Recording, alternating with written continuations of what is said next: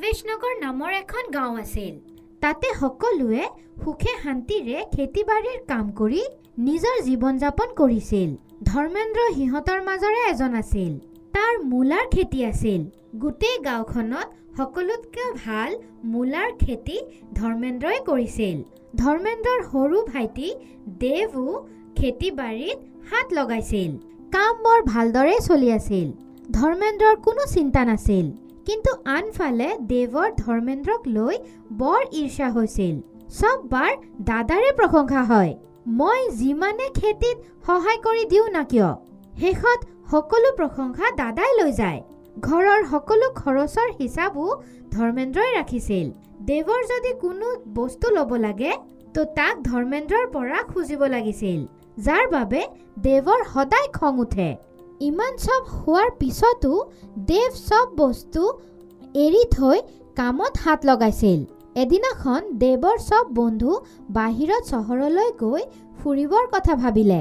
কিন্তু দেৱ যেতিয়াই দাদাৰ পৰা পইচা খুজিলে তো ধৰ্মেন্দ্ৰই মানা কৰি দিলে।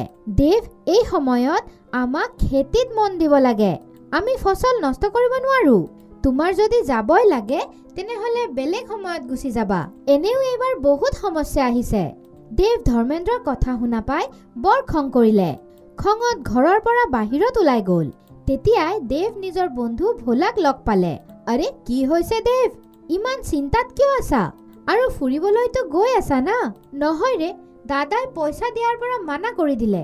কয় এইবাৰ খেতিত কিবা সমস্যা আহি গৈছে, সব পইচা তাতেই খৰচ হৈ গৈছে। আৰে গোটেই গাঁওখনতো তোমাৰে খেতিৰ মূলা প্ৰসিদ্ধ হয় আৰু তোমাৰে পইচাৰ অভাৱ। এইটো কেনেকুৱাকৈ হ'ব পাৰে? দাদাইতো এনেকুৱাই কৈছে। কি যে তুমি সব সময় অকল দাদা দাদা কৰি থাকা। সেই খেতিটো তোমাৰোতো হয় না। মই কওঁ কি তুমি খেতি বেলেগকৈ কৰা আৰম্ভ কৰি দিয়া। আৰু ইমান বছৰততো তুমিও মূলিৰ খেতি কৰা শিকি গৈছা চাগে।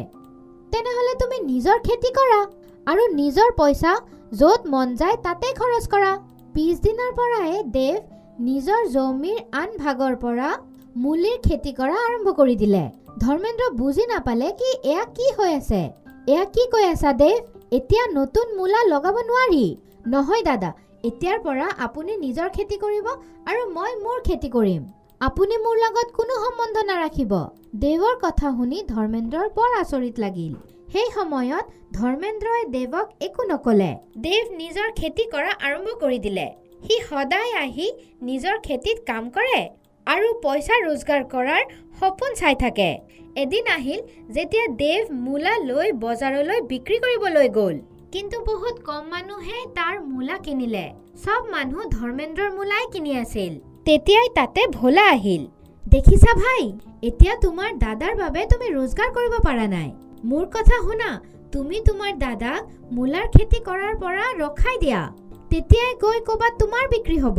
আৰু এনেও মানুহে কৈ আছে কি তোমাৰ মূলাবোৰ বিশেষ একো ভাল নহয়, যিমান তোমাৰ দাদাৰবোৰ হয়। এইবোৰ দেখা পাই ধৰ্মেন্দ্ৰৰ ভাল নালাগিল। সি দেৱৰ ওচৰত আহিল। দেৱ, মোৰ তোমাক পৰিশ্ৰম কৰা দেখা পাই বৰ ভাল লাগিছে। কিন্তু তুমি বেয়া নাপাবা, মই তোমাক কামটো শিকাই দিম। এই কামটো কৰাৰ বাবে বৰ পৰিশ্ৰম লাগে। তুমিও সময়ৰ লগত এইবোৰ শিকি যাবা। আপোনাৰতো ভালে লাগি আছে চাগে, আপোনাৰ মূলাবোৰ যে বিক্ৰী হৈ আছে। এইবোৰ কৈ দেৱ নিজৰ সব বস্তু বান্ধি গুচি গ'ল। এতিয়া মই কিবা কৰি দাদাৰ খেতিটো ইয়াৰ পৰা গুচাই এৰিম। দেৱে ভাবিলে কিয় নহয় সি ধৰ্মেন্দ্ৰৰ মূলাবোৰ চুৰ কৰি লৈ আহে আৰু সেইবোৰকে বিক্ৰী কৰি পইচা ৰোজগাৰ কৰে। সি আকৌ মূলাৰ খেতি আৰম্ভ কৰি দিলে। কোনেও যেন তাৰ ওপৰত সন্দেহ কৰিব নোৱাৰে। যেতিয়া মূলা ডাঙৰ হৈ গ'ল তাৰ আগদিনাই সেইবোৰক বিক্ৰী কৰাৰ সময় আহি গ'ল। দেৱ ৰাতিয়ে ধৰ্মেন্দ্ৰৰ খেতিত সোমাই সব মূলা সলনি কৰি নিজৰ ঘৰত লৈ আহিল। এতিয়া আপুনি চাব দাদা, সকলোৱে মোৰ মূলাই কিনিব। সি যেতিয়াই মূলাবোৰ থৈ শুব গৈ আছিল তেতিয়া সি দেখিলে কি মূলাবোৰ হঠাতে নিজে নিজে ডাঙৰ হৈ গৈ আছিল। মূলাবোৰ ৰখাৰ নামে লোৱা নাছিল। সেই সব মূলাবোৰ লাহে লাহে বহুত ডাঙৰ হৈ গৈ আছিল। এইবোৰ কি হৈ আছে? মূলাবোৰ নিজে নিজে কেনেকুৱাকৈ ডাঙৰ হৈ গৈ আছে? এনেকুৱাই যদি হৈ থাকে তেনেহ'লে এইবোৰ মোৰ ঘৰতো থাকিব নোৱাৰিব আৰু সবে মোৰ চুৰ কৰাৰ কথা গম পাই যাব। দেৱ যেনে তেনে সব মূলা ধৰ্মেন্দ্ৰৰ খেতিত ৰাখি নিজৰ মূলালৈ উভতি আহিল। দেৱ একো বুজি পোৱা নাছিল কি হৈ আছে। পিছদিনাখন ৰাতিপুৱা যেতিয়া ধৰ্মেন্দ্ৰ নিজৰ মূলা বিক্ৰী কৰিবলৈ আহিল, তেতিয়া দেৱে দেখিলে কি সব মূলি নিজৰ আকাৰতে আছিল। সি ধৰা পৰি যাব, তাৰ বাবে সি ধৰ্মেন্দ্ৰক একো সুধিবও পৰা নাছিল। নিশ্চয় দাদা নিজৰ মূলাৰ লগত কিবা কৰে, নহলে এনেকুৱা কেনেকুৱাকৈ হ'ব পাৰে কি মোৰ ঘৰত মূলাবোৰ আনাৰ লগে লগে মূলাবোৰ ইমান ডাঙৰ হৈ গ'ল আৰু আকৌ নিজৰ আচল আকাৰত আহি গ'ল। কোনো কথা নাই, যি মূলা বাচি আছে সেইবোৰক মই কোনো ডাঙৰ ঠাইত লৈ গৈ লুকাই থৈ আহোঁ। দেৱ ৰাতিৰ সময়ত আধা মূলা সলনি কৰি এখন ডাঙৰ পথাৰত গৈ থৈ দিলে। মই ইয়াৰ পৰাই যাওঁ, ক'বাত যদি কিবা গণ্ডগোল হৈ যায়। কিন্তু তাৰে পিছত যেতিয়াই দেৱৰ চকু লাগিল, তাৰ হঠাতে কাৰেণ্টৰ শ্বক লাগিল। সি তৎক্ষণাত উঠি বহি গ'ল আৰু মূলাবোৰক চালে। তাৰ পিছত যেতিয়াই সি পথাৰত ভৰি দিলে, তাৰ আকৌ কাৰেণ্টৰ শ্বক লাগিলে। দেৱ গম পাই গ'লে কি এইবোৰ আকৌ মূলাৰ বাবেই হৈ আছে। দেৱ দৌৰি গৈ আকৌ মূলাবোৰ ধৰ্মেন্দ্ৰৰ খেতিত থৈ আহিল। এইবোৰ কি হৈ আছে? মইতো একো বুজি পোৱা নাই। দেৱ সব কথা ভোলাক ক'লে, এটা কাম কৰা, অহাবাৰ তুমি সব মূলা আনিবা আৰু সেইবোৰক নষ্ট কৰি পেলাই দিবা। তোমাৰ দাদাৰ ওচৰত মূলা নাথাকিবই, তেতিয়া সব গাঁৱৰ মানুহ তোমাৰ পৰাই মূলা কিনিব। দেৱো এয়া কৰাৰ কথাই ভাবিলে আৰু মূলাৰ চাষ কৰা আৰম্ভ কৰি দিলে।